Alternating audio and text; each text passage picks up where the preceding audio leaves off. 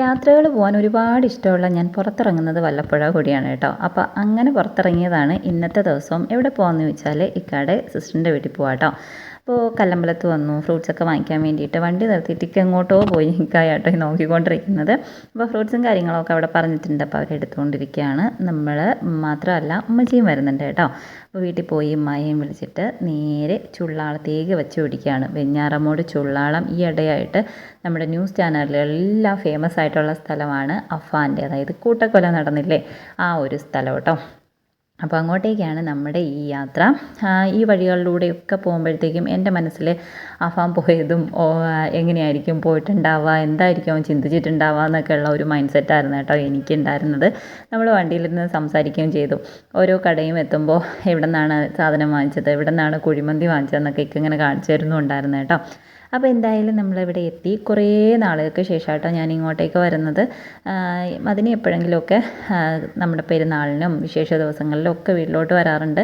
പക്ഷേ ഞാൻ ഇങ്ങോട്ട് വരുന്നത് വളരെ വളരെ കുറവാട്ടോ. അപ്പോൾ ഇവിടെ പുതിയ റോഡും കാര്യങ്ങളും ഒക്കെ വന്നിട്ടുണ്ട്. അങ്ങനെ അതൊക്കെ ഒന്ന് നോക്കാമായിരുന്നു. മുമ്പ് ഇവിടെ നേരെ ഒരു ചെറിയ തടം പോലെയായിരുന്നു കേട്ടോ.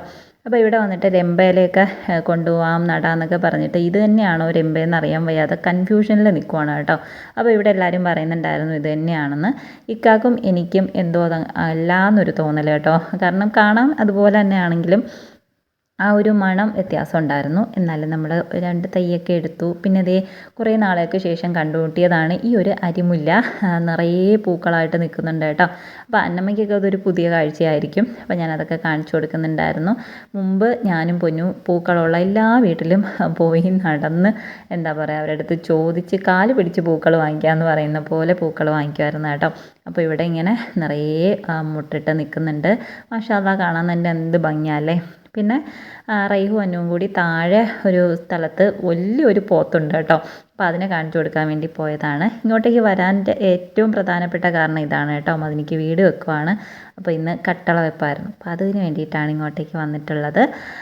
അപ്പോൾ മാഷാ അല്ലാഹ് വീടിൻ്റെ പണിയും കാര്യങ്ങളൊക്കെ അവിടെ തകൃതിയായിട്ട് നടക്കുന്നുണ്ട്. അപ്പോൾ നമുക്കിനി നെക്സ്റ്റ് വീഡിയോയിൽ കാണാം കേട്ടോ.